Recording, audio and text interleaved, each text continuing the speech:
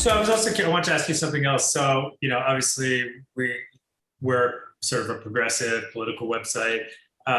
We were very interested to see what happened in Georgia.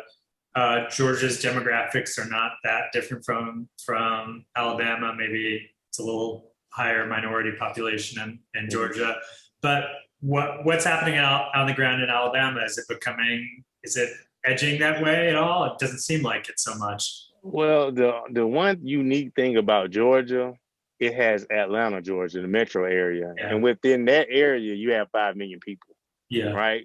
Georgia has about 10 million people in population. Alabama has 5 million. So, you know, Georgia, the Atlanta metro area is Alabama, right? And so, where we're going to be able to kind of gain population is not going to be like in the next 2 years, but over the next 5 to 8 years, we're going to actually see some of our cities like a Huntsville, or Birmingham, a Mobile, the Auburn area in which I am in. You'll see more progressive, whether they be black or white, but they're going to be millennials.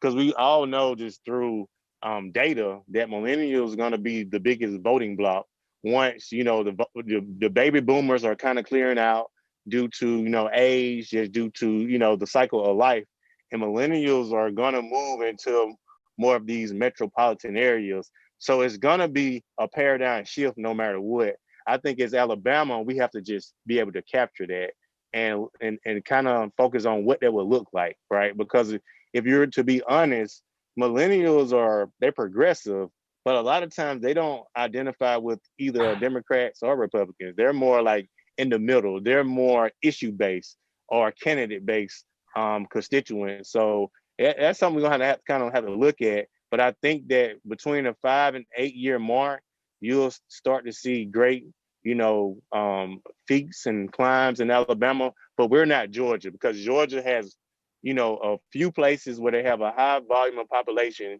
and that's all it takes to win. But if you look at Georgia map, it's very red. It's just those locations in the Atlanta, Georgia area, the Columbus, Georgia area, Savannah, and places like that. That really gives them the population they need to actually flip the state blue. Yeah. So Alabama's not going to be purple or blue for another 10 years or so.